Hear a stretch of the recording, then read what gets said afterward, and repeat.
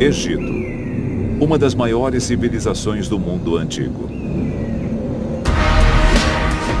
2 séculos de egiptologia, explorações e escavações desvendaram segredos incríveis e revelaram descobertas fabulosas.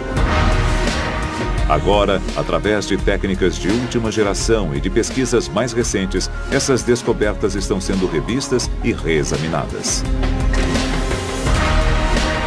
Pela primeira vez, os melhores especialistas do mundo se uniram para apontar em definitivo as 10 maiores descobertas do Egito Antigo.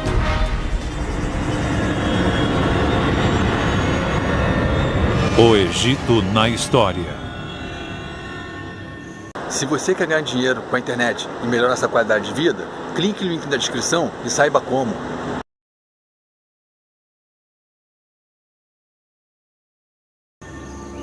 Cada uma dessas 10 grandes descobertas é um tesouro em si.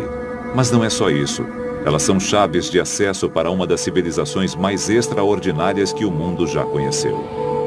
Essas descobertas são portas para o passado, que nos permitem saber como os antigos egípcios viviam, o que pensavam e o que faziam. Objetos encontrados décadas e até séculos atrás ainda representam um desafio. Eles devem ser decodificados. Como mensagens secretas transformaram esta simples tumba numa máquina de ressurreição.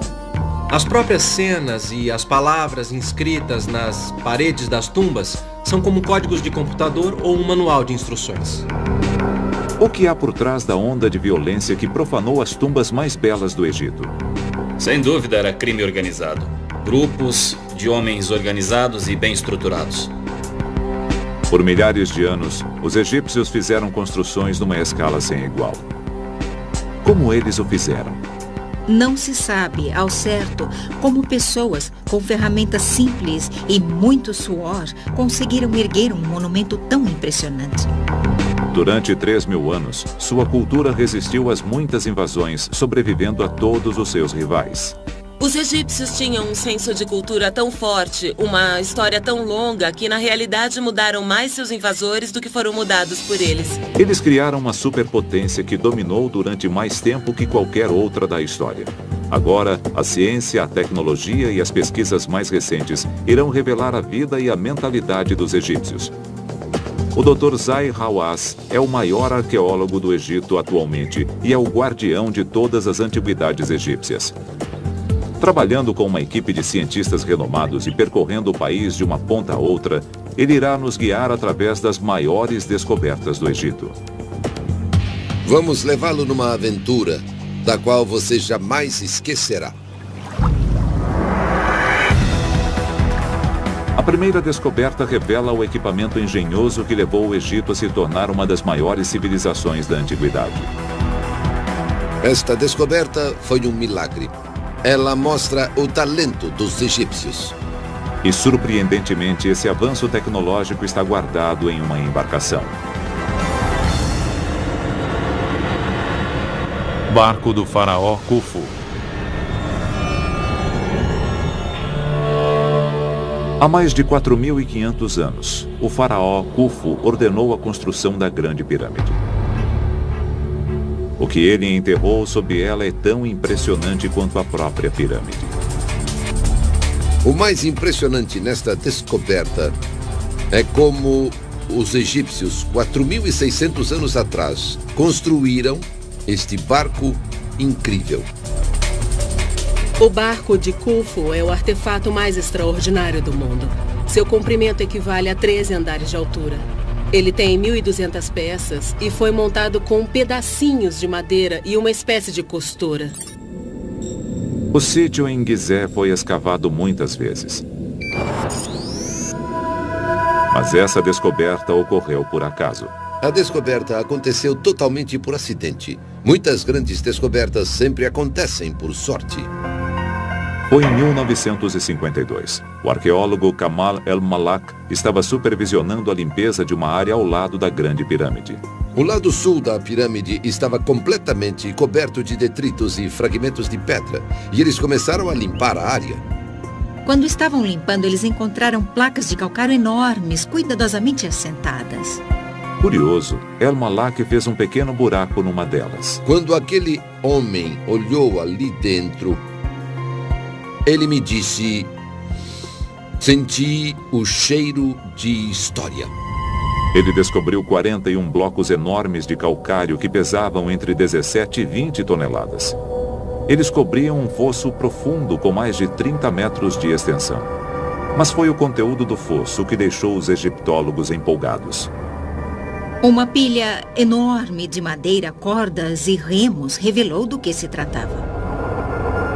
Por que Khufu enterrou um barco no deserto ao lado da sua pirâmide?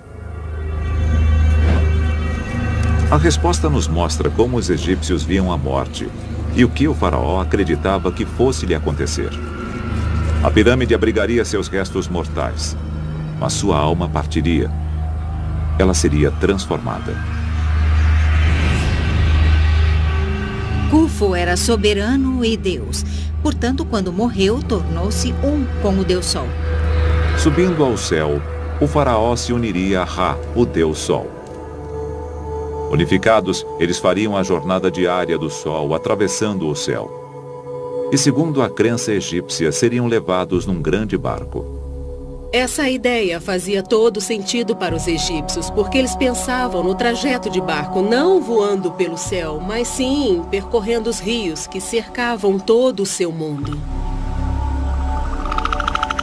No raciocínio egípcio, o barco tinha uma finalidade clara e objetiva. Ele seria usado no pós-vida. Khufu era rei e Deus.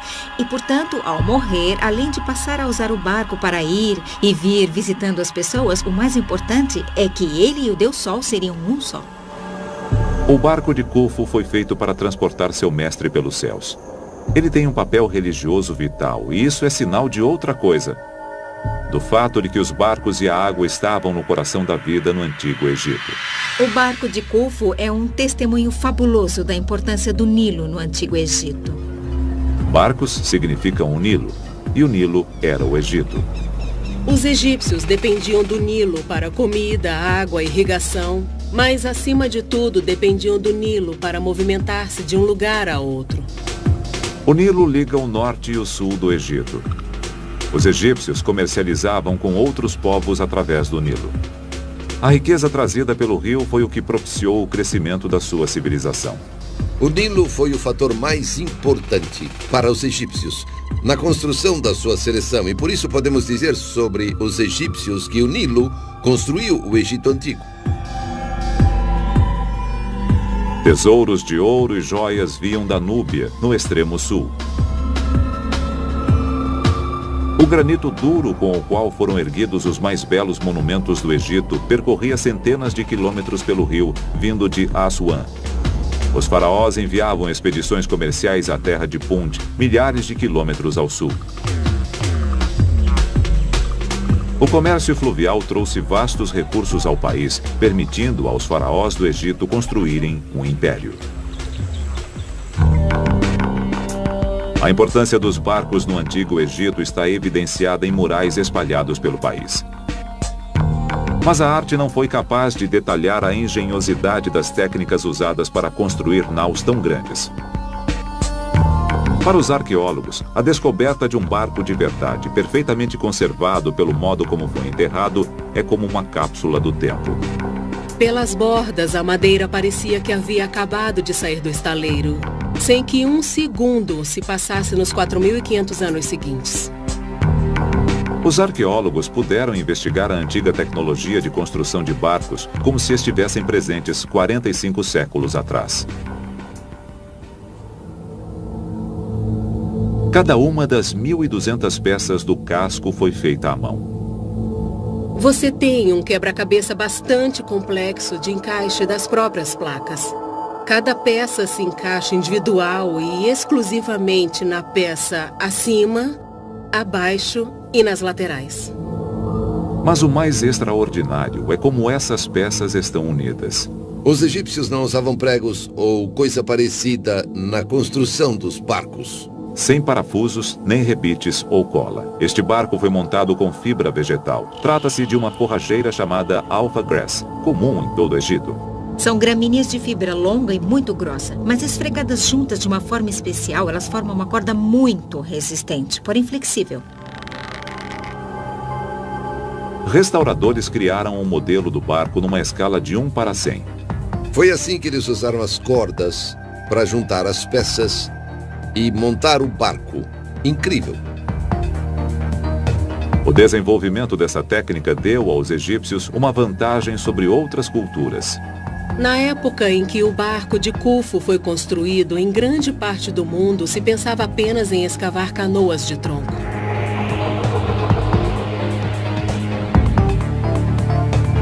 A tecnologia das placas de madeira costuradas permitiu aos egípcios construir embarcações muito maiores que das culturas rivais. Eles podiam transportar cargas maiores, viajar a distâncias mais longas e comercializar com todo o mundo conhecido. Os egípcios não remavam apenas no curso do Nilo. Eles também eram capazes de navegar pelo Mediterrâneo, de chegar aonde queriam ir. Isso possibilitou seu tremendo sucesso econômico e fundou os pilares dos 3.000 anos de civilização, ajudando a criar uma das superpotências mais bem-sucedidas que o mundo já conheceu.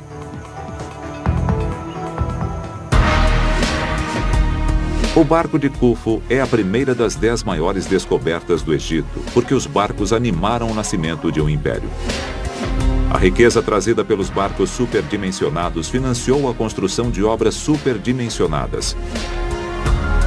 Os egípcios ergueram templos e monumentos em escala única na antiguidade. Mas esses templos e monumentos jamais teriam sido construídos se os antigos egípcios não dominassem a técnica necessária para extrair pedras das pedreiras em grandes quantidades. Sem pedras não haveria estátuas nem monumentos. Muito do que sabemos dos egípcios vem dos registros gravados por eles em pedra. A seguir, uma equipe de cientistas tenta desvendar os segredos dos mestres de obra do Egito. Numa experiência totalmente nova, eles tentarão dominar o poder que construiu uma nação e deixou um legado extraordinário.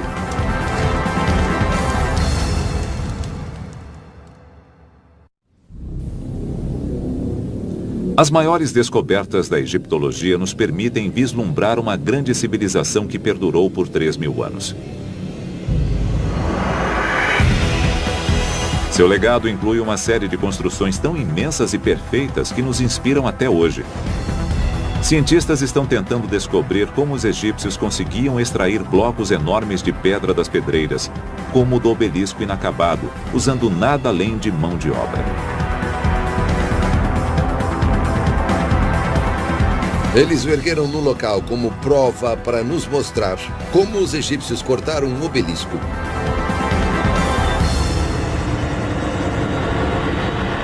A pedreira do obelisco inacabado.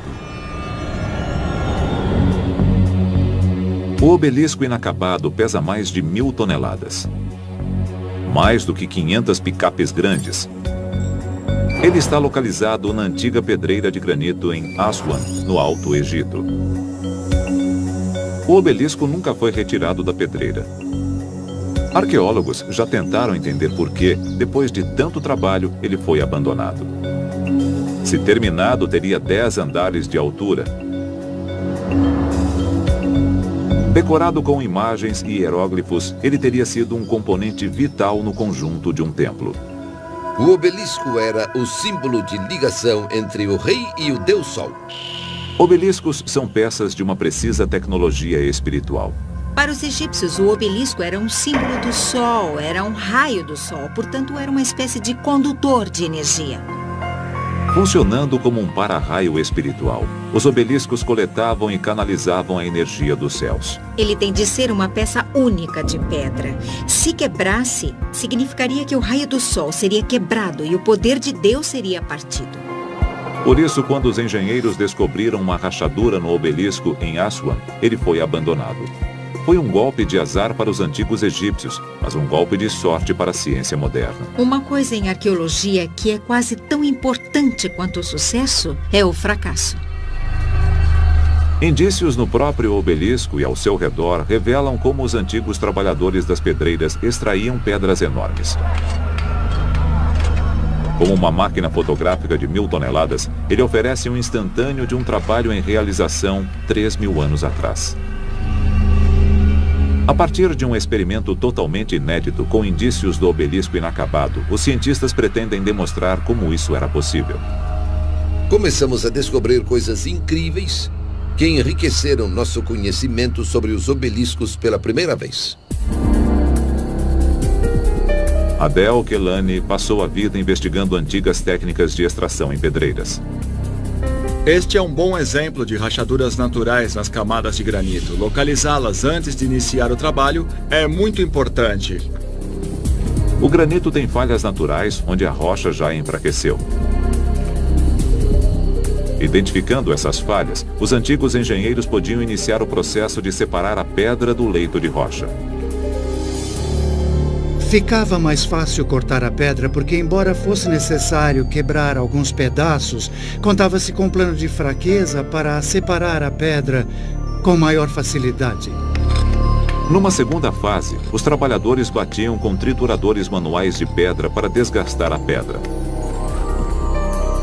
Essas marretas primitivas eram feitas de dolerito, uma rocha bem mais dura que o granito. Mas a técnica era demorada e tempo era luxo do qual os trabalhadores das pedreiras não dispunham. Os faraós queriam sempre seus monumentos concluídos depressa. Muitos se preocupavam se viveriam tempo suficiente. O tempo médio de reinado de um faraó era de menos de uma década, e nenhum faraó confiaria seu legado ao sucessor. Seus monumentos poderiam durar por toda a eternidade, mas o tempo em vida para construí-los era muito curto. Basta ver a quantidade de obeliscos e de estátuas de granito espalhados pelo Egito para constatar que os trabalhadores das pedreiras encontraram uma solução. Sob as pedreiras, os cientistas encontraram pistas que nos indicam que solução foi essa. O que nós temos aqui é a história, como num livro aberto. Ele nos conta exatamente como os egípcios fizeram. No extrato, há tijolos de barro carbonizados, pedaços de madeira queimada e lascas de pedra fraturada pelo calor. Baseado nisso, Adel acredita ter descoberto como os engenheiros egípcios aceleraram o processo de extração de granito. Os egípcios usavam o fogo para ajudar a quebrar a pedra. O calor do fogo fazia com que a rocha se expandisse e ela se contraía quando resfriava. Esse processo enfraquece e pode até partir a rocha.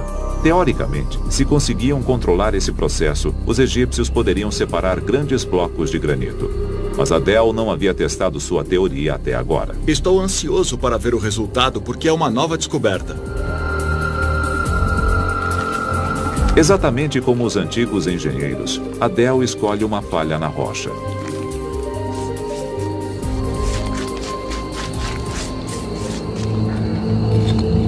Tijolos de barro encontrados no sítio do obelisco inacabado sugerem que os antigos engenheiros construíam uma parede para conter e controlar o fogo.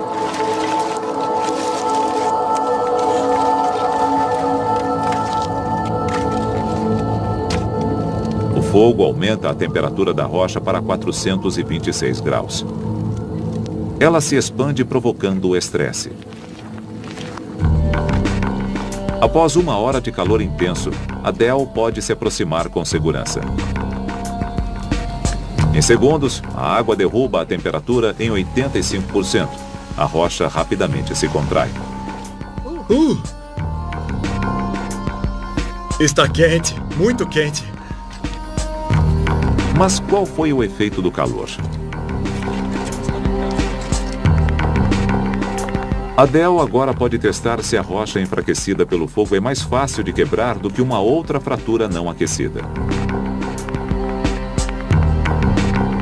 Meia hora depois, ele ordena que parem. Sem o fogo, os trabalhadores causaram pouco impacto na fratura no teste de controle. Mas no local queimado, a rachadura está se abrindo. Pode-se ver como o fogo afetou as camadas de granito. Está funcionando muito mais rápido do que esperávamos. Isso explica como os antigos egípcios fizeram tantos obeliscos em tão pouco tempo. Portanto, é provável que a extração de tamanha quantidade de pedra num espaço de tempo tão curto tenha sido através do auxílio do fogo. Um dos principais mistérios das técnicas do Egito Antigo foi solucionado com esta operação hoje. O obelisco inacabado forneceu as pistas e a arqueologia experimental mostrou que a teoria pode funcionar. Explica como os egípcios podiam extrair pedras numa escala que era quase sobre-humana. Descobrimos exatamente como é que eles cortavam um obelisco. Esses grandes monumentos ainda têm o poder de causar admiração. Eles foram construídos milhares de anos atrás sem a tecnologia moderna. E somente estamos começando a entender como.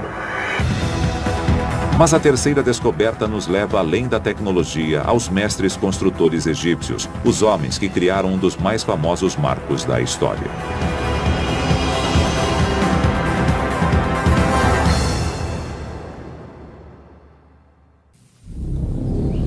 As maiores descobertas feitas no Egito revelam os segredos de uma civilização poderosa e dramática que durou 3.000 anos.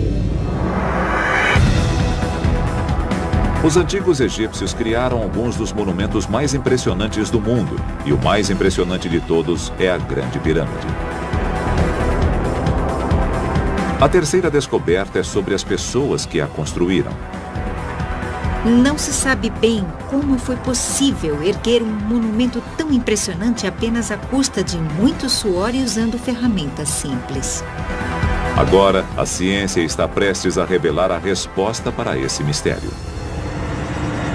As tumbas dos trabalhadores das pirâmides.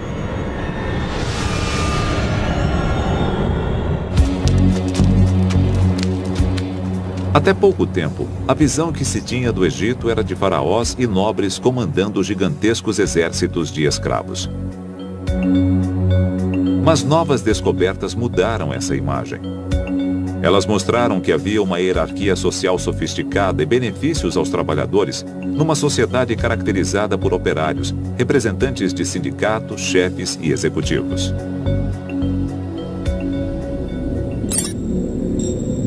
As pirâmides ficam em Gizé. 4.500 anos atrás, o grande faraó Khufu ordenou a construção do que ainda hoje é a maior tumba já construída. Com 147 metros de altura, sobre um platô, ela pesa o equivalente a 17 edifícios Empire State. Há quem diga que a Grande Pirâmide só pode ter sido construída por alienígenas ou através de encantamentos entoados por sacerdotes dotados de poderes secretos. Isso porque sua escala praticamente desafia qualquer explicação lógica. Até recentemente, acreditava-se que ela fora erguida por grupos de milhares de escravos. Mas o Dr. Hawass fez uma descoberta que esclarece o mistério sobre quem construiu as pirâmides. Pude escrever a história dos construtores das pirâmides a partir da descoberta de suas tumbas. A descoberta incluiu o paciente trabalho de detetive e ciência forense arqueológica. Em 1990, o Dr. Hawass encontrou alguns indícios misteriosos. Quando começamos a escavação, achei coisas estranhas. Encontrei ossos e sementes de trigo e pensei, o que é isto? Ele percebeu que as tumbas dos construtores eram feitas do mesmo material das pirâmides. Pedaços de calcário, granito e basalto, que sobraram da construção da pirâmide. Esta pedra era a mesma que eles usavam para a tumba do seu rei. Com os pedaços não aproveitados, eles construíam tumbas uns para os outros. Subindo a colina, a equipe do Dr. Hawass descobriu tumbas mais elaboradas. Numa delas havia um nome. Era uma inscrição em hieróglifos. E ele era um inspetor, Set, supervisor dos homens que arrastavam as pedras. Portanto, a força de trabalho claramente tinha uma hierarquia. O supervisor fora enterrado na colina acima dos simples operários, um reflexo do seu status mais elevado. Os indícios nas tumbas sugerem que os trabalhadores tinham papéis definidos, responsabilidades distintas. Era muito parecido com uma moderna equipe de construção. Esta é outra tumba extraordinária que achei. Esta tumba pertencia a um homem chamado Nefertis. Aqui vemos seu nome, Nefertis. Mas o que é extraordinário, na minha opinião, são estas cenas. Eu nunca havia visto isso. Eles estão fazendo cerveja e também assando pão. Por essa razão, eu acredito que Nefertis pode ter sido encarregado da panificação. O Museu do Cairo contém estatuetas encontradas em Gizé. Elas mostram várias atividades dos cidadãos, inclusive a fabricação do pão e a produção do vinho. Outros relevos pintados mostram escribas fazendo a contabilidade para os comerciantes. Mais uma vez, há indicações de uma força de trabalho organizada numa estrutura conhecida como numa moderna comunidade industrial.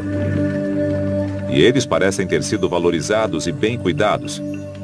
Indícios revelam que havia um sistema de assistência médica. Descobrimos que muitos operários sofriam acidentes, como pedras que caíam nas mãos e nas pernas. Eles movimentavam pedras pesadas. Todos os esqueletos de homens e mulheres mostram problemas nas costas. No entanto, indícios forenses revelaram que o nível de tratamento médico que eles recebiam era surpreendentemente sofisticado. Janet Mond é fisioantropóloga, especializada no estudo de ossos antigos. Vimos indícios claros de que, em algum momento, muito antes da morte do indivíduo, o osso foi fraturado. Os ossos estão bem reposicionados e provavelmente ficaram imobilizados durante algum tempo. Podemos dizer, pelos padrões de hoje, que o processo de solidificação foi perfeito nesses indivíduos. Foi um bom trabalho. Obviamente, esses trabalhadores eram muito valorizados pelos seus empregadores. Ser um operário era um privilégio raro. Eles eram bem pagos, bem tratados e o trabalho era, inclusive, fácil. As tumbas dos construtores de pirâmides revelam uma estrutura organizada de profissionais e artesãos especializados dentro de uma força de trabalho bem ordenada. Eles tinham o apoio de um sistema sofisticado de bem-estar para os operários. Essa descoberta prova algo importante. As pirâmides não foram construídas por escravos. Como as tumbas de Gizé pertenciam a pessoas comuns, elas aparentemente foram ignoradas pelos caçadores de tesouros. Uma outra tumba, que se manteve lacrada durante 35 séculos, produziu a descoberta mais conhecida da egiptologia. A tumba do mais famoso dos faraós, Tutancâmon.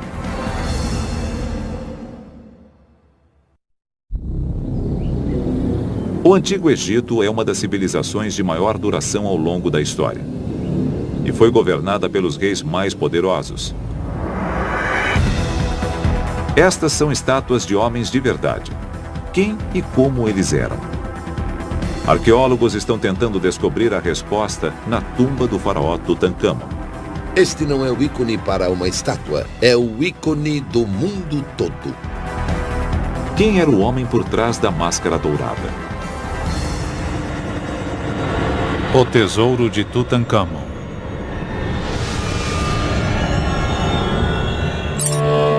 O Vale dos Reis, na margem oeste do Nilo. O Vale dos Reis abriga 63 tumbas. Mas a que pertence a Tutancâmon permaneceu escondida durante séculos. Em 1922, o grande explorador e egiptólogo Howard Carter partiu em sua busca. Howard Carter ficou por 5 anos, 5 temporadas tentando encontrar a tumba. Até que certa manhã, quando os operários começaram a limpar os arredores, encontraram 15 degraus que levavam à entrada da tumba. A tumba estava a 10 metros de profundidade na rocha de calcário do vale. A entrada no fundo da galeria estava fechada. Carter fez um buraco. E naquela sala ele viu coisas maravilhosas. Além do corpo do faraó, a tumba guardava mais de 3.000 tesouros enterrados com ele. Desde então, a tumba vem atraindo egiptólogos interessados em examinar e analisar a múmia e seus tesouros. E agora os arqueólogos podem ir mais a fundo do que nunca. Eles podem ver o menino rei como ele nunca foi visto antes. Arqueólogos estão recorrendo à ciência médica moderna para estudar seu corpo de 3.500 anos. Com aparelhos de tomografia computadorizada, milhares de radiografias do corpo são agrupadas formando uma imagem tridimensional. A tomografia é uma maravilha para a arqueologia. Podemos realmente ver tudo. Podemos ver como este rei morreu, quando ele morreu, podemos ver tudo isso.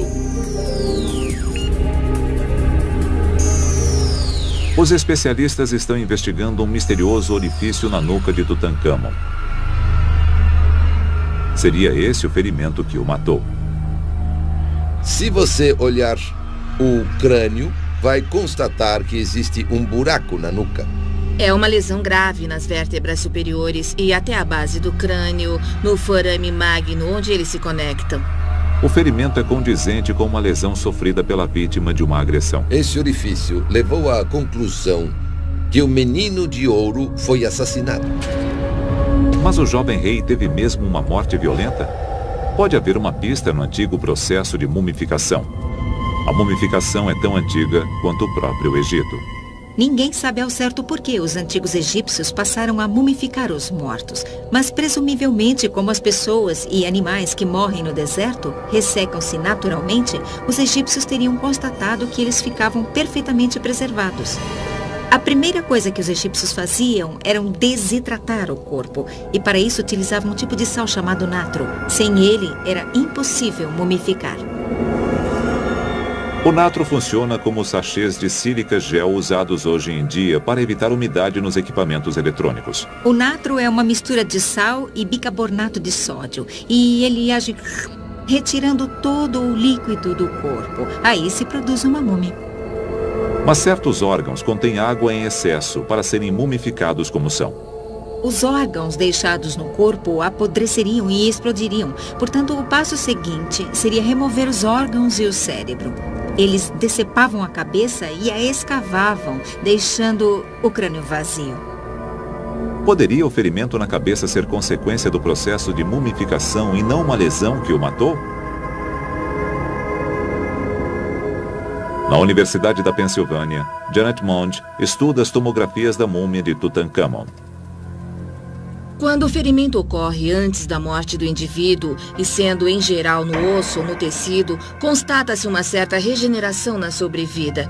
Essa parece uma lesão pós-morte. Pode ser algo que ocorreu durante o processo de mumificação. O orifício no crânio de Tutancâmon é consistente com o tipo de orifício feito durante o processo de mumificação. Não tem coisa nenhuma a ver com assassinato, nada disso. Não houve crime algum. Como o rei morreu, permanece um mistério. Mas a ciência pode nos ajudar a descobrir como ele viveu, para entender a mentalidade e a vida de um soberano do Egito. Aparentemente, o faraó não era tão imponente quanto sua máscara mortuária sugere. Ele tinha um belo queixo quadrado. Mas fora isso, seu rosto era bastante fino, magro. É claro que não se faz brincadeiras com o rei. Mas num pátio de escola, creio que ele seria um menino apelidado de dentuço ou alguma coisa parecida com isso.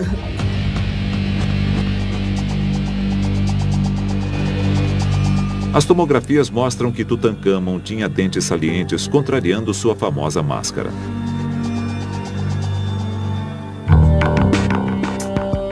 O tesouro com o qual o rei menino foi enterrado revela mais. A tumba de Tutancâmon produziu mais riquezas que todas as outras descobertas feitas no Egito juntas. Sua famosa máscara foi enterrada com 6 bigas inteiras e milhões de dólares em ouro. Mas o que torna a tumba extraordinária é que ela foi encontrada absolutamente intacta. Além de toda a fascinação pelo tesouro, por todo o ouro medido praticamente em centenas de quilos, temos um conjunto completo do sepultamento de um faraó do Egito. Os artefatos, até certo ponto, revelam a personalidade do faraó. Eles foram feitos no mesmo padrão que aqueles que ele teria usado em vida. Para nós é impressionante que eles tenham se empenhado tanto para criar algo como as pequenas tampas de jarros de alabastro, que são maravilhosas obras de arte, mas que não eram destinadas aos olhos do público, e sim para serem enterradas com o rei e não mais serem vistas.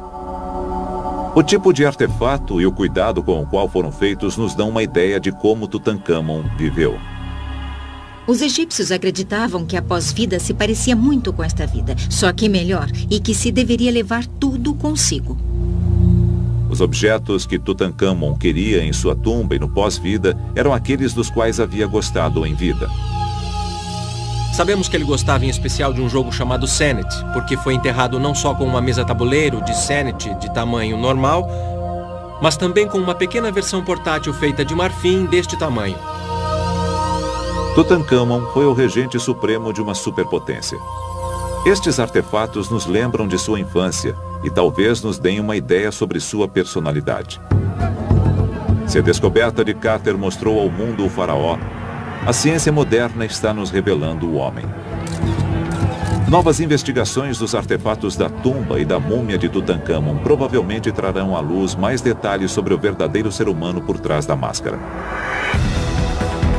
Mas no Egito Antigo, como hoje, a vasta maioria da população não era de reis e rainhas.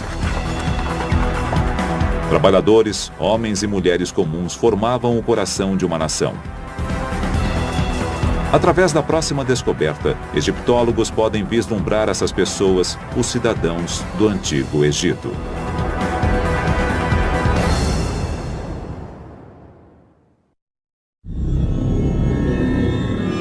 Dez grandes descobertas feitas no Egito revelam uma civilização extraordinária. As ruínas nos proporcionam uma visão da aparência do Antigo Egito. No entanto, conhecer o comportamento do seu povo é muito mais difícil. É apenas uma pequena fresta para podermos espiar um pouco o que era a vida no Antigo Egito. A quinta descoberta proporciona uma chance de entender a vida dos cidadãos comuns na cidade dos construtores de tumbas. A cidade dos construtores de tumbas.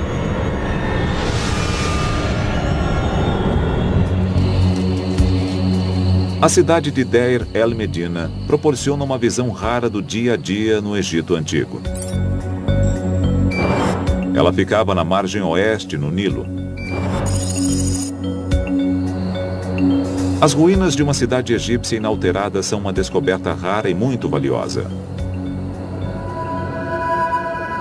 Deir el-Medina permanece praticamente intocada, como seus moradores a deixaram. Portanto, é uma fonte enorme para arqueólogos na reconstrução da vida diária dos antigos egípcios.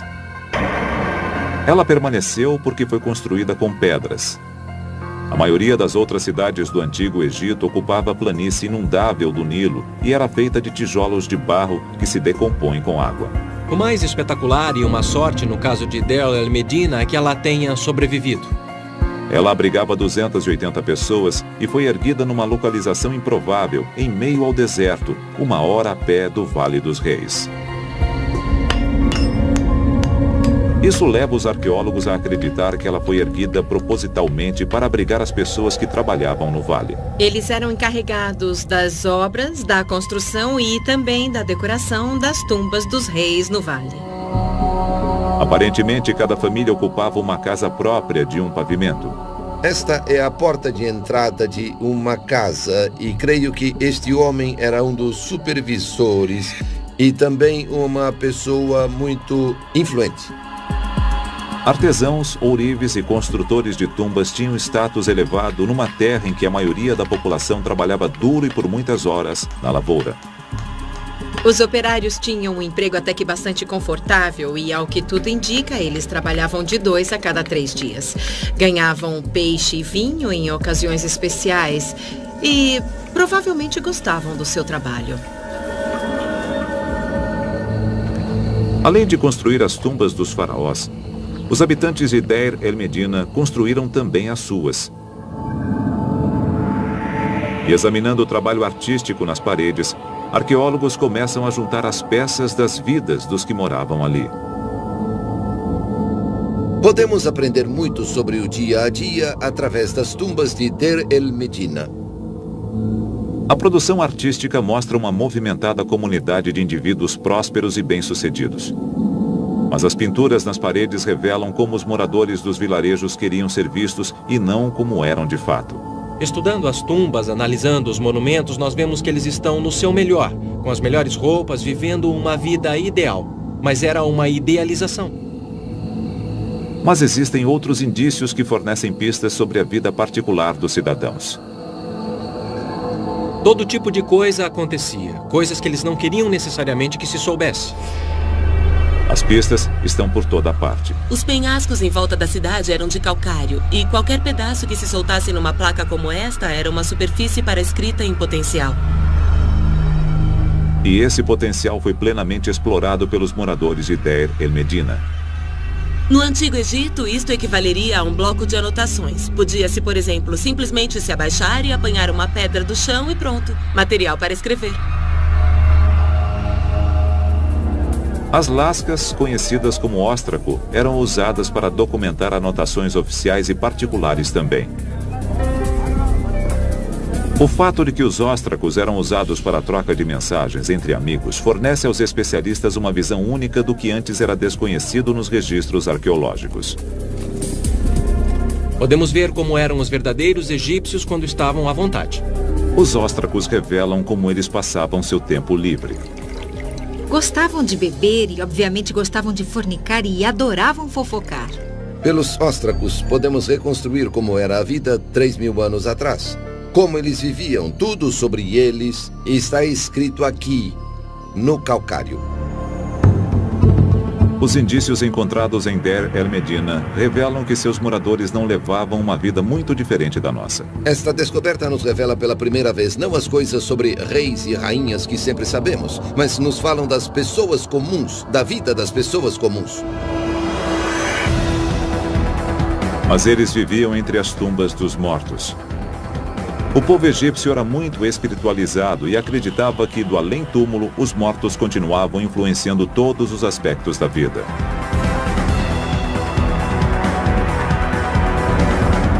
Na sexta das 10 grandes descobertas do Egito, o Dr. Hawass irá reabrir a tumba que permaneceu fechada ao público durante décadas.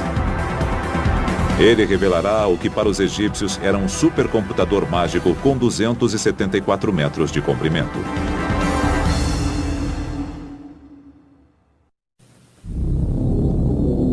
Reunidas, as 10 grandes descobertas revelam um panorama da vida no Antigo Egito. Mas é impossível entender a vida dos egípcios sem entender suas crenças sobre o pós-vida. A sexta descoberta, a tumba de Sete I, traz incríveis revelações. O que nós temos aqui é um guia de viagem, digamos, para o pós-vida. As investigações desvendam o código secreto que transforma um simples buraco no chão numa máquina de ressurreição. A tumba do faraó Sete I.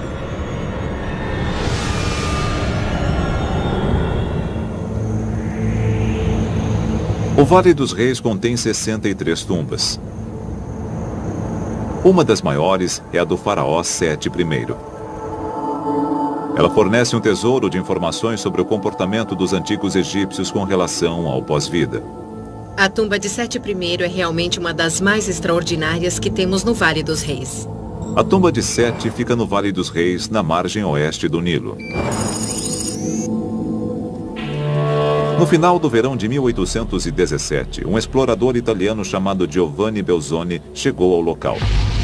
Belzoni havia trabalhado no circo, mas dedicou-se à egiptologia como segunda carreira. Através de um estudo cuidadoso da geologia do vale, ele descobriu 8 tumbas em apenas 2 semanas. E na terceira semana, Belzoni mais que dobrou o número de tumbas descobertas. Mesmo assim, foi somente na manhã de 16 de outubro de 1817 que Belzoni fez a descoberta que selaria em definitivo sua reputação. Quando Belzoni encontrou esta tumba em 1817, foi como um milagre. Seus olhos brilhavam. Ele encontrou um pequeno corredor e viu que estava intacto também. Para proteger os murais da umidade e da respiração dos visitantes, a tumba de Sete é fechada ao público.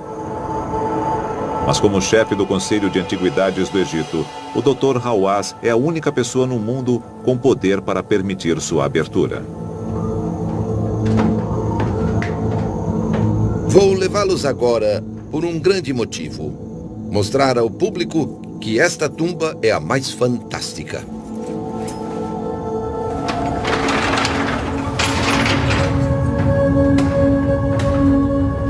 A entrada aprofunda-se no leito de rocha.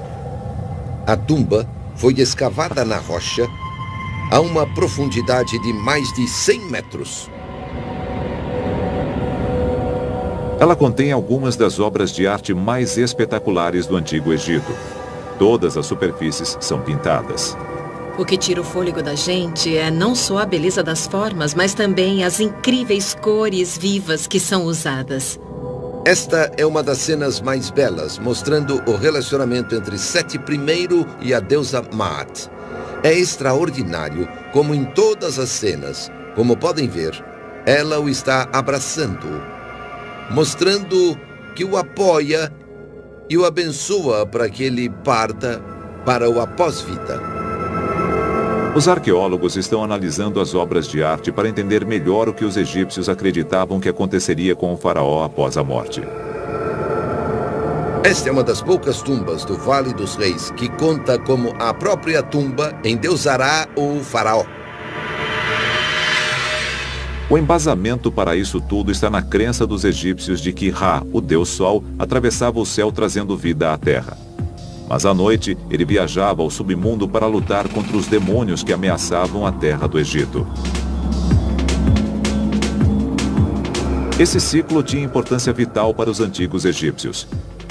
Eles acreditavam que, se ele não se completasse, o sol não nasceria, o Nilo não correria e o mundo acabaria.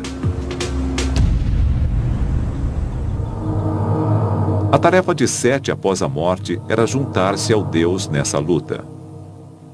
O rei se juntaria ao ciclo solar durante as horas em que ele atravessa o submundo, e era de extrema importância que ele fizesse parte desse ciclo, porque essa era a sua função no além. Sete teria de garantir que o sol nasceria novamente após sua morte para cumprir seu dever e seu destino. As obras de arte que ele encomendou para sua tumba eram um encantamento para facilitar sua ressurreição. Encantamentos são como manuais de instrução ou software de computador. Eles funcionam, cumprem uma finalidade. Isto não era arte, era lógico, funcional. Como linhas de um código programadas numa máquina. A tumba é uma máquina de ressurreição.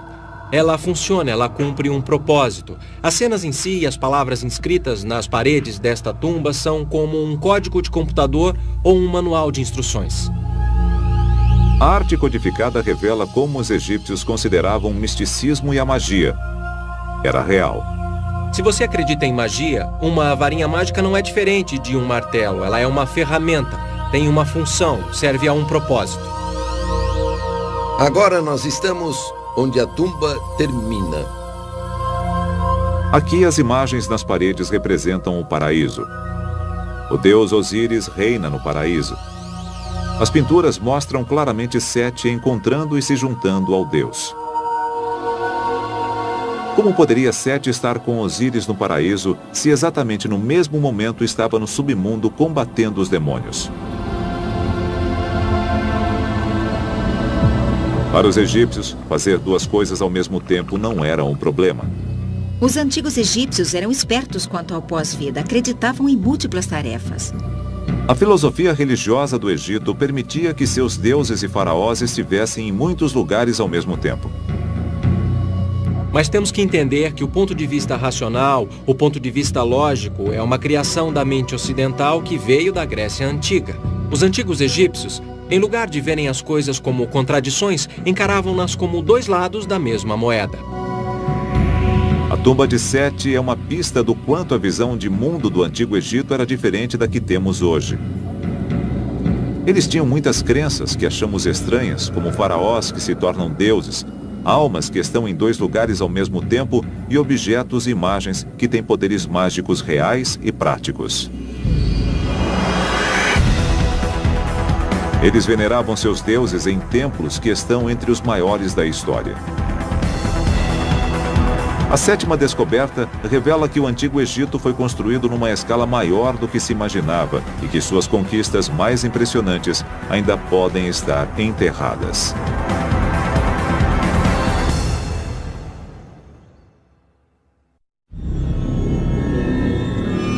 As 10 maiores descobertas do Antigo Egito revelam os segredos de um mundo que floresceu 5.000 anos atrás. Mas algumas estimativas sugerem que 70% das ruínas egípcias ainda estão enterradas. O Egito é único entre as civilizações do mundo porque no país inteiro há templos e tumbas abaixo do solo. São monumentos como o Templo Perdido de Akhmin. O Templo Perdido de Akhmin.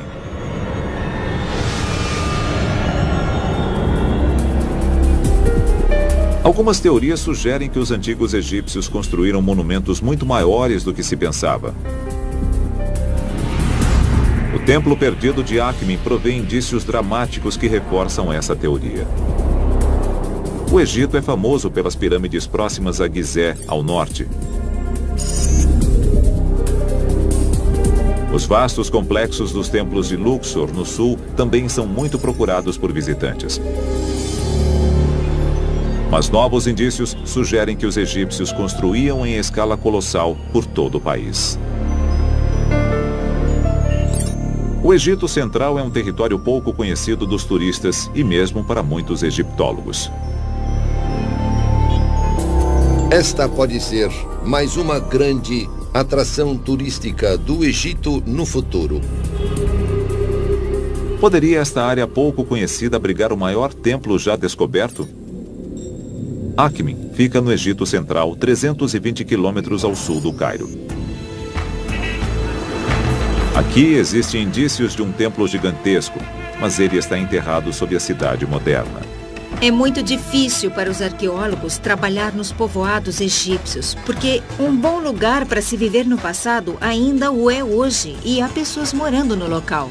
Um dos problemas com Akhmin é que é uma cidade que cresceu no decurso de milênios e, portanto, seu núcleo antigo foi absorvido pelo desenvolvimento urbano.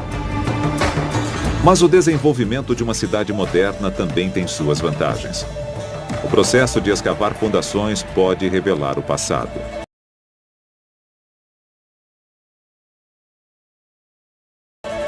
O desenvolvimento é uma faca de dois gumes, principalmente no Egito. Por exemplo, em Akhmin decidiram construir um posto de correio na década de 80, começaram a escavar e encontraram uma estátua magnífica. Em 1981, durante as escavações para as fundações de uma obra, operários encontraram a base de uma estátua enorme. A estátua era de Ramsés o Grande, um dos faraós mais poderosos do Egito. A altura desta estátua poderia passar de 60 metros. Era imensa. A apenas 55 metros dali, outra estátua gigantesca foi encontrada. Nós estamos exatamente em frente dos pés da maior, mais completa e mais bela estátua de uma mulher já feita no Egito. A estátua é da esposa de Ramsés, Meritamen. Muitos acreditam que ela foi a rainha que encontrou e criou Moisés como seu próprio filho. A escala das duas estátuas é uma pista quanto ao tamanho do templo. Mas se existem outras ruínas, elas estão enterradas sob a cidade moderna. Os arqueólogos devem descobrir o que existe sem escavar. A egiptologia é uma ciência muito rigorosa, porque não envolve apenas escavação, envolve também muita análise. A primeira pista para os especialistas foram os escritos deixados por viajantes há mais de 1000 anos. Eles falam de um templo gigantesco em Akhmin. Viajantes árabes que visitaram o Egito no século IX d.C. contaram que sua visita ao templo começou quando amanheceu e terminou quando anoiteceu. O sol teve tempo de nascer e se pôr antes que eu terminasse de explorar as ruínas. Uma segunda pista quanto à escala da construção é que todos os templos do Egito seguiam uma planta semelhante. Os templos no Egito Antigo são a morada dos deuses, uma espécie de ponto de conexão entre o plano divino e o plano humano. É um modelo arquitetônico da ideia de cosmos, e os antigos templos egípcios seguem um layout formal. Assim como as igrejas, mesquitas e templos da atualidade seguem um padrão, o mesmo acontecia com os templos no Egito. Portanto, analisando um templo totalmente visível, arqueólogos podem aplicar esse conhecimento ao sítio de Akhmin. O templo de Amon-Ra, 160 quilômetros ao sul, em Luxor. A análise do desenho padrão do templo de Luxor permite aos arqueólogos prever com fundamento onde o restante do templo em Akhmin está enterrado. Mansur Boraik é especialista no desenho dos templos. Creio que o templo de Akhmin era maior, mas tinha o mesmo layout do templo de Luxor. O desenho padrão de um templo começa com uma longa avenida pavimentada. Ela leva a um grande portão ladeado por duas estátuas. E em Akhmin, é aqui que a estátua de Ramsés ficaria. Dentro há um pátio. É onde estaria a estátua da rainha Melitamen. Mas esse é apenas o começo. Há outros pátios que avançam 250 metros até o santuário interno. O desenho de Luxor pode ser aplicado ao templo em Akhmin. Eu tenho uma imagem do local aqui no computador. Combinando a localização das estátuas com a planta do templo de Luxor, o Dr. Wegner consegue estimar as verdadeiras dimensões do templo de Akhmin. Dá para ter uma ideia da dimensão pelo campo de futebol que está aqui no alto à direita, na imagem do Google Earth. Pode-se ver que a extensão provável desse templo no Novo Reino é de 4 a 5 vezes o comprimento do campo de futebol. Isso dá a percepção de um templo realmente enorme. Mesmo sem uma escavação complementar, essa análise permite aos arqueólogos afirmar que o templo em Akhmin foi construído em escala gigantesca. Este pode ser o início do templo e o santuário deve estar aqui, sob as casas. Novas escavações e desdobramentos serão necessários para que a extensão do templo seja revelada com exatidão. Na verdade, poderemos descobrir o templo inteiro. Mas uma coisa é certa. Uma nova imagem do Egito está se desenhando. A de um país maior e mais desenvolvido do que se imaginava. Uma faixa contínua de construções ao longo de todo o Nilo. Não apenas os locais já famosos, no norte e no sul, mas também na região central. Indícios de uma civilização mais impressionante do que se poderia pensar. E o governante mais bem-sucedido dessa superpotência foi Ramsés, o Grande. Descobertas nas paredes de um dos templos mais impressionantes do Egito relatam o dilema que quase destruiu seu papel de faraó. A história é revelada na 8ª grande descoberta, o templo de Abu Simbel.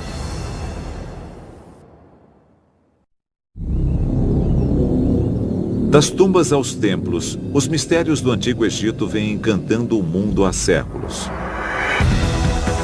Um dos mais significativos é também um dos maiores.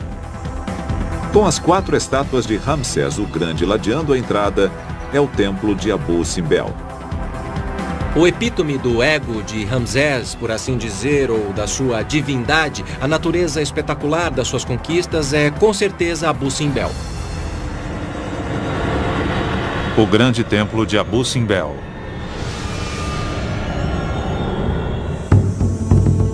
O templo de Abu Simbel é uma chave para o dilema enfrentado por todos os faraós.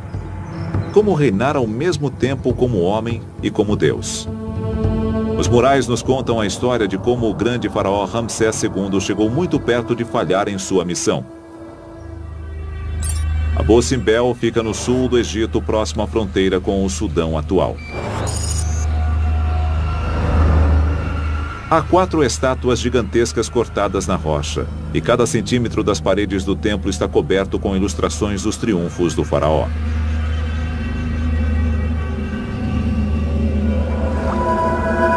Em 1871, quando o aventureiro e pioneiro egiptologista Giovanni Belzoni chegou ao local, o templo estava encoberto por areia.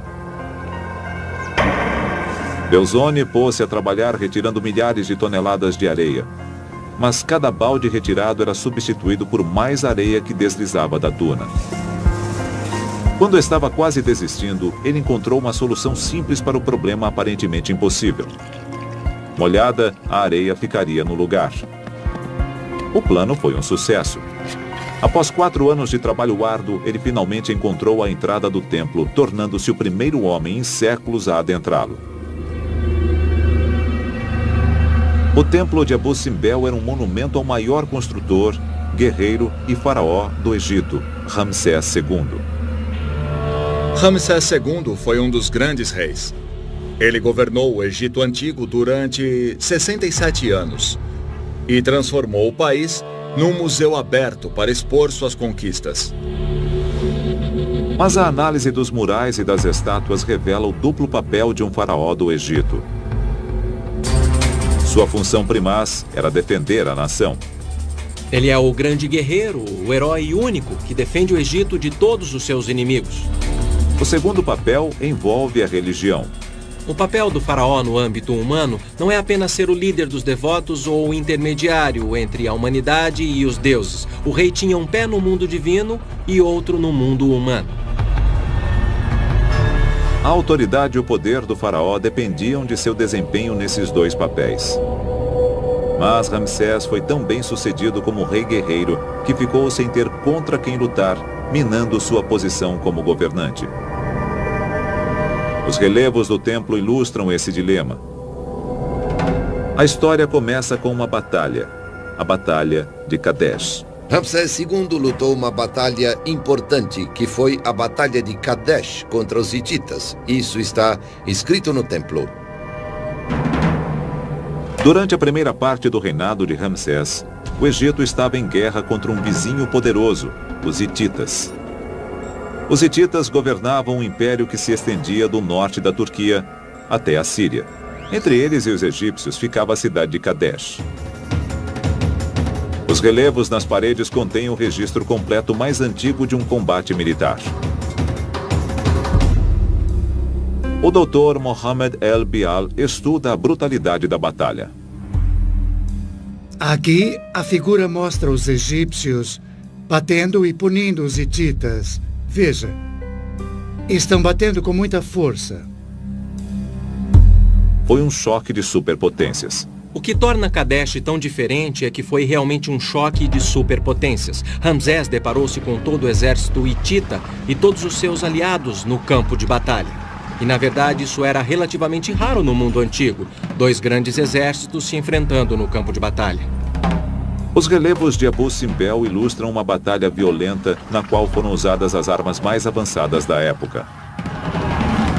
Tinham bigas pela primeira vez, tinham cavalos. E assim foi possível construírem um império. A biga egípcia era extremamente ágil, manobrava com rapidez.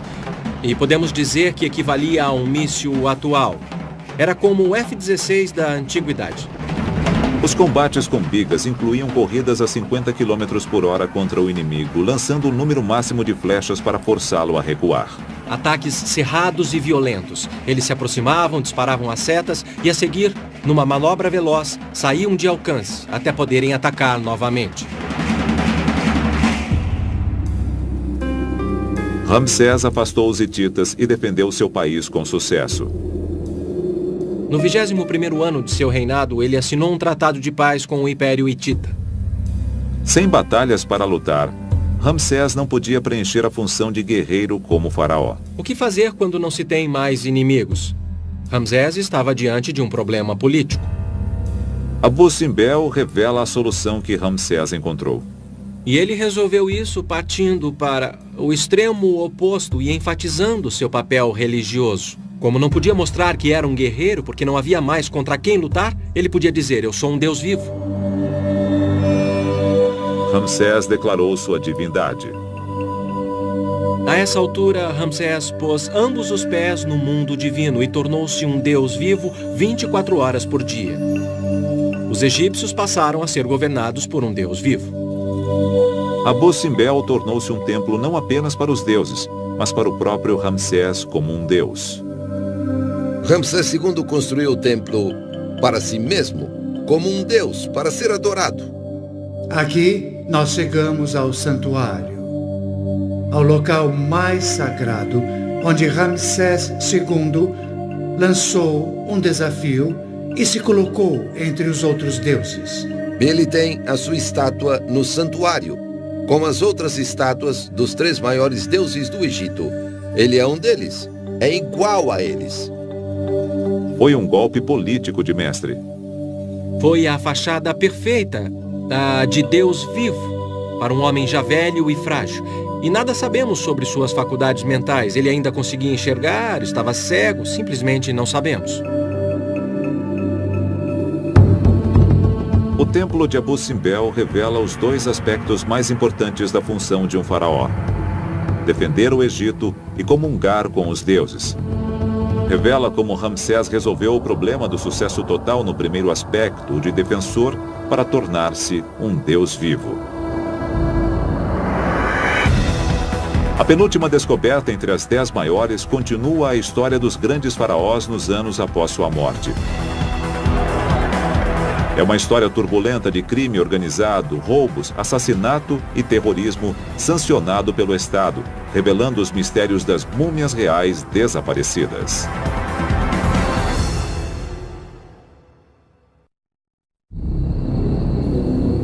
As 10 grandes descobertas do Egito nos permitem saber sobre a vida num império que durou 3.000 anos. Muito do que sabemos sobre o Antigo Egito vem da abertura das tumbas dos faraós. Mas elas também trouxeram um mistério. Repetidas vezes, as tumbas foram encontradas vazias. As múmias dos faraós estavam desaparecidas. Uma das mais importantes descobertas na arqueologia egípcia foi o esconderijo real. Os egiptólogos viram-se diante de um verdadeiro quem é quem dos grandes reis. Caverna secreta das múmias.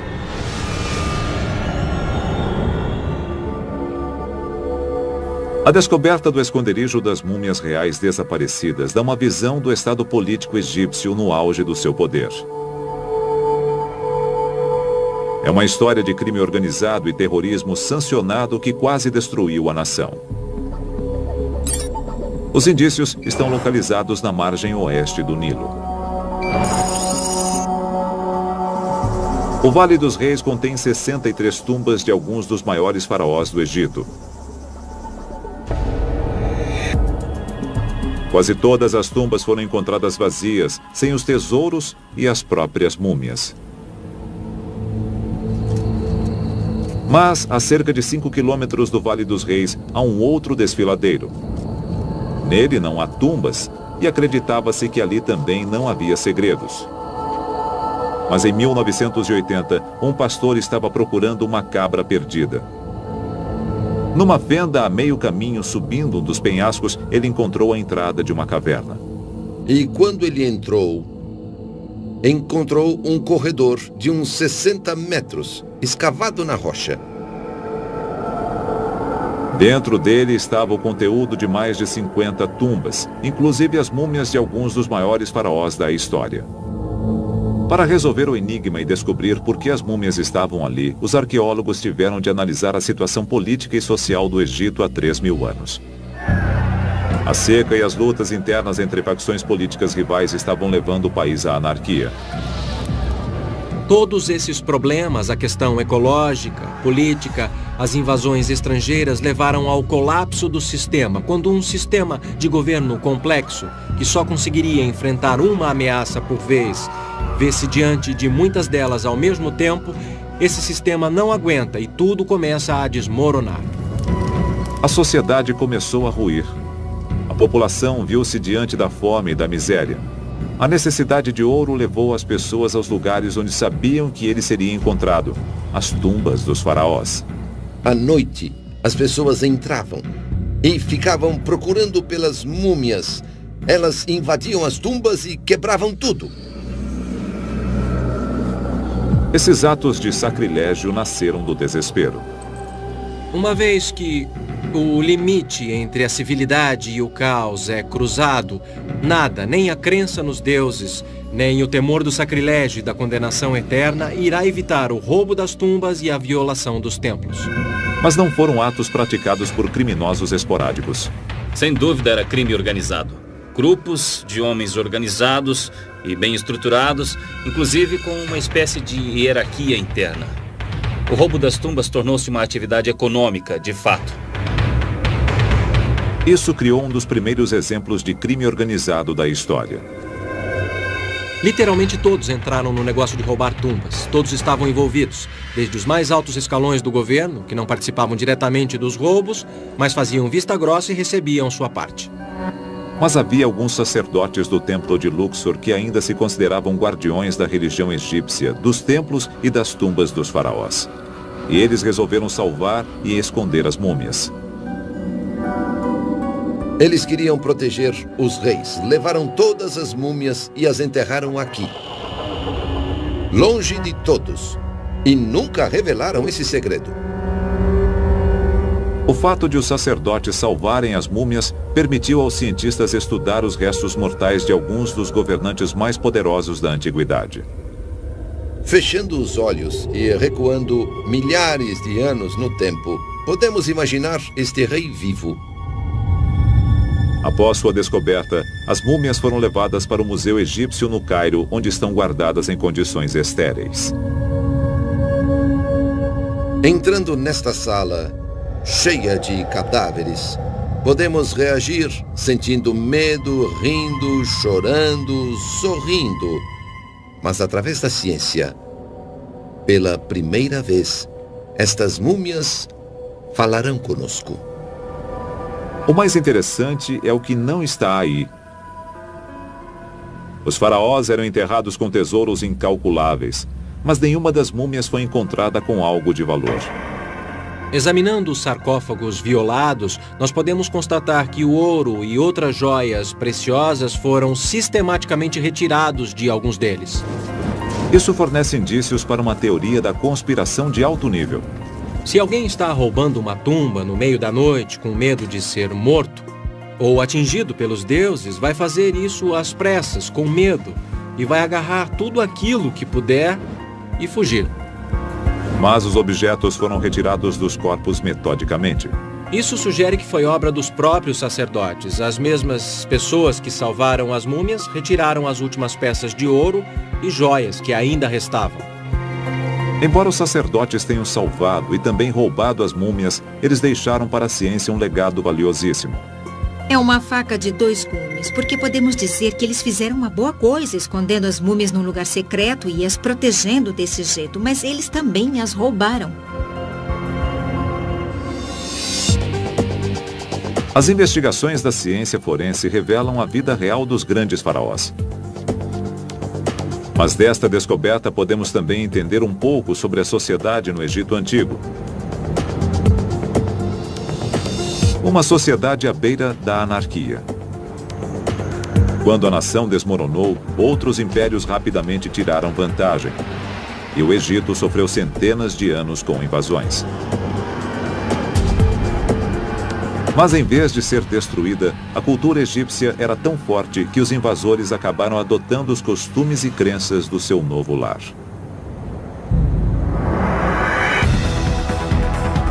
Isso fica claro de forma espetacular na descoberta final. Os indícios estão tanto sob quanto sobre as areias do deserto. Se formos ao subsolo, encontraremos múmias cobertas de ouro. Centenas de múmias perfeitamente preservadas, cobertas de ouro.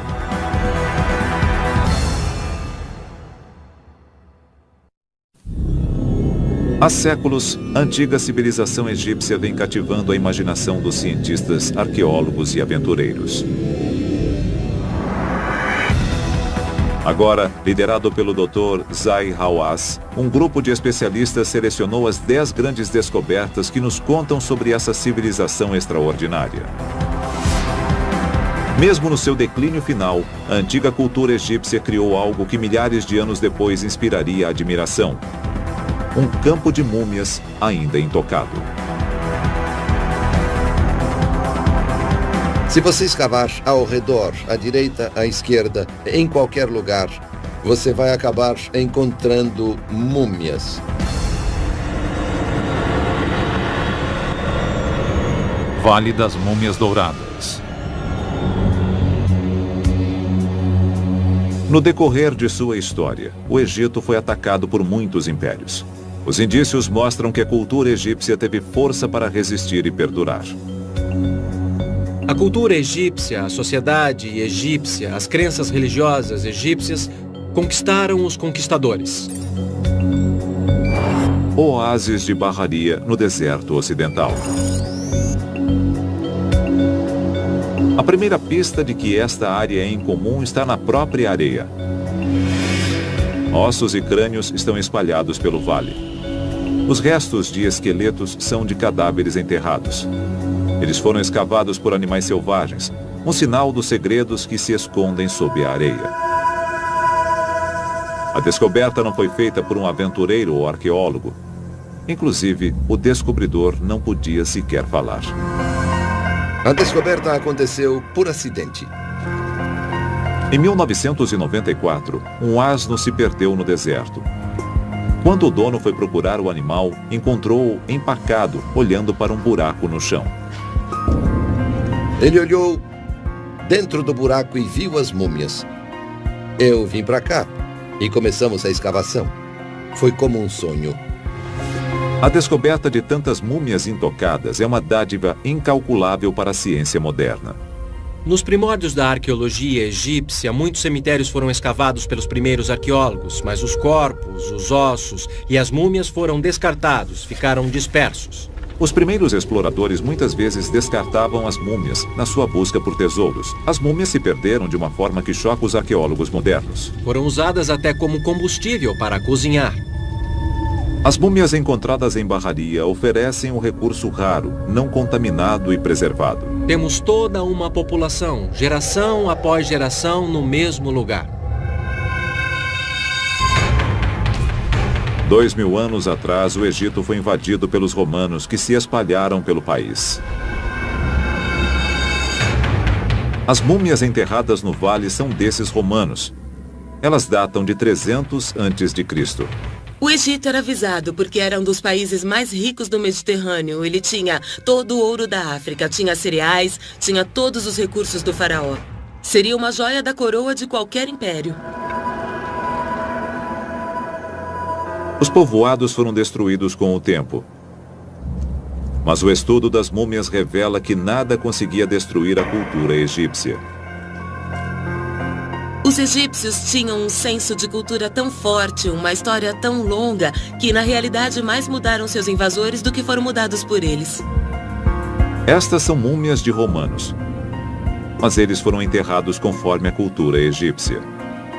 A mumificação começou em 3000 a.C. e continuou no decorrer de toda a história do Egito até o período romano. Antes de chegarem ao Egito, os romanos embrulhavam seus cadáveres em faixas de linho. A maioria das primeiras múmias traz o rosto completamente coberto. Mas os egípcios produziam sarcófagos e máscaras mortuárias com rostos. Aqui temos uma máscara com rosto, e todas as outras múmias têm máscaras. As máscaras revelam a mudança do estilo romano para o egípcio, à medida que os invasores se naturalizavam. Nós podemos ver a unificação cultural, a fusão acontecendo bem diante dos nossos olhos, geração após geração. Mas as múmias têm um outro segredo. Para investigá-lo, algumas foram removidas para instalações onde foram limpas e restauradas. Aqui, em caixas seladas, as máscaras revelam ainda mais sobre a cultura egípcia. As múmias estão cobertas de ouro. Os antigos egípcios adoravam o ouro. Obviamente, era um dos materiais mais caros da antiguidade, mas o mais importante é que os egípcios acreditavam que o corpo dos deuses era feito de ouro. Isso nos dá uma ideia das crenças dos antigos egípcios sobre a reencarnação e o pós-vida. Com a morte, o ser se transforma de mortal em divino. E é por isso que eles estão cobertos de ouro, às vezes no rosto, outras vezes até no sarcófago. Isto é uma indicação da transformação do estado mortal em divino. As múmias são indícios de que os romanos adotaram o uso do ouro em suas crenças religiosas. No entanto, o desenho dos rostos reflete a influência romana dos novos colonizadores.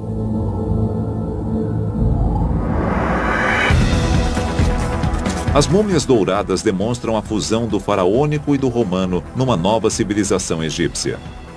Alguma coisa para agradar os romanos e alguma coisa para agradar os egípcios. As múmias do Vale demonstram que, apesar de tudo o que aconteceu em sua história, os egípcios, ao menos, foram tenazes e flexíveis. Isso permitiu a continuidade das crenças e tradições que sempre foram essencialmente egípcias. O senso de identidade deu a eles uma espécie de estabilidade para descartar um império e acolher o que viesse a seguir. Agora que revelamos as 10 descobertas mais importantes do Egito, podemos reuni-las. Iremos montar um quadro do mundo dos antigos egípcios, mundo esse que continua supremo e cativante até o presente.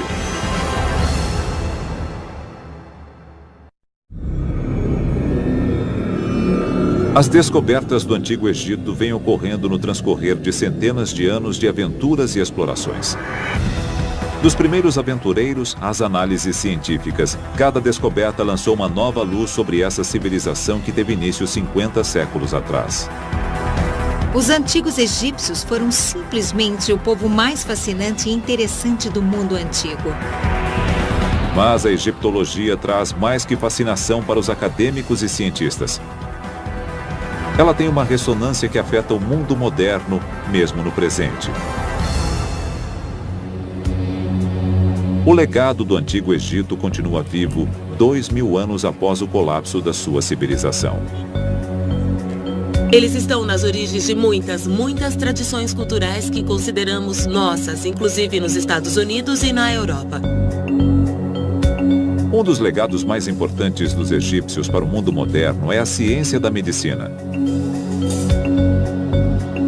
O registro mais antigo de um médico profissional é de um homem chamado Imhotep, que trabalhara no Egito há cerca de 5.000 anos. As técnicas cirúrgicas dos antigos egípcios foram desenvolvidas, não para manterem uma pessoa viva nesta vida, mas por um motivo totalmente diferente, preservá-la para a próxima. Estudos feitos nos corpos mumificados dos faraós revelam a grande perícia na dissecação desenvolvida pelos egípcios.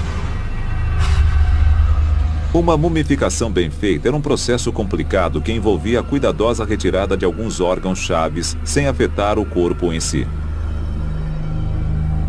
Como em muitas instâncias da cirurgia moderna, era necessário um conhecimento profundo de anatomia. Em alguns casos, esse conhecimento foi passado sem qualquer alteração através das eras, chegando aos modernos livros de medicina.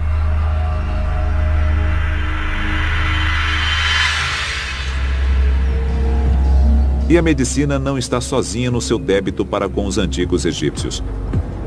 As técnicas modernas de engenharia e construção se baseiam no conhecimento desenvolvido ao longo do Vale do Nilo há mais de 4.500 anos. A grande pirâmide de Gizé foi construída com tamanha precisão que sua largura varia menos de 5 centímetros a uma extensão de 250 metros. O gênio grego Pitágoras é conhecido como o pai dos números. Ele aprendeu no Egito. Aqui desenvolveu as fórmulas algébricas que constituem boa parte do embasamento para a construção e a engenharia modernas.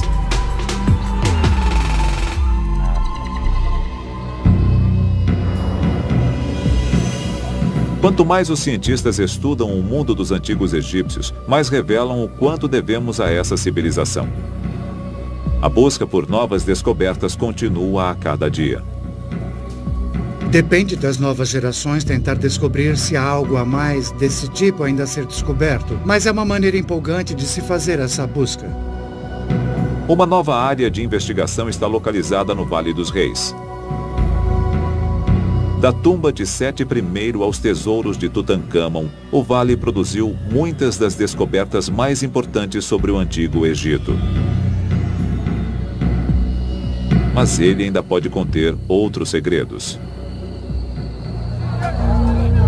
Isso foi confirmado com a descoberta de uma nova tumba em 2006, chamada KV63.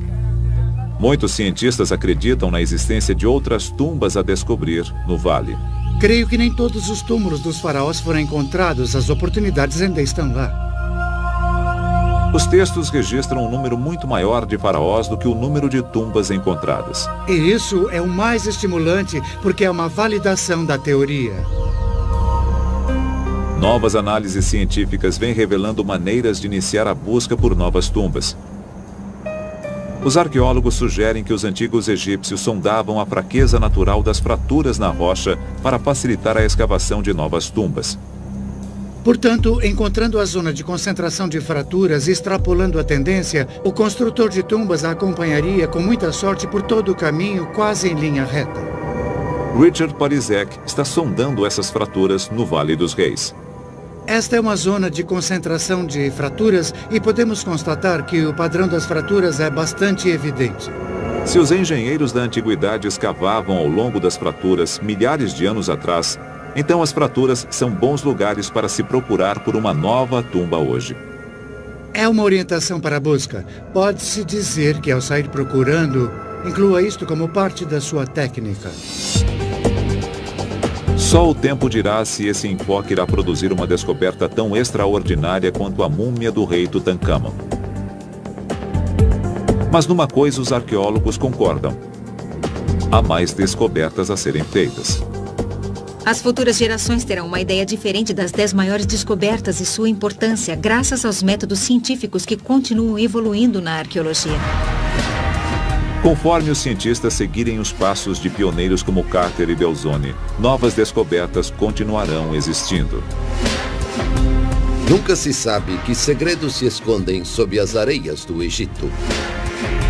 Estes segredos revelam não apenas os mistérios de um império extraordinário, mas também o poderoso legado que 3.000 anos de civilização deixaram para o mundo moderno. E enquanto o mundo moderno continua a se maravilhar com as maiores descobertas da atualidade, as descobertas futuras prometem render mais admiração, mais conhecimento e uma visão mais aprofundada com respeito a uma das principais civilizações da história: a duradoura civilização dos antigos egípcios.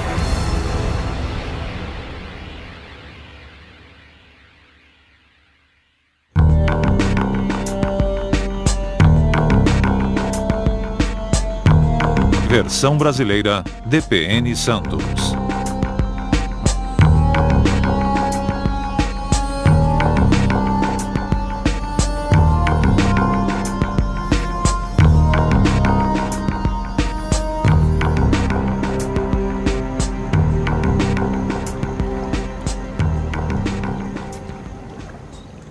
Se você quer ganhar dinheiro com a internet e melhorar sua qualidade de vida, clique no link da descrição e saiba como.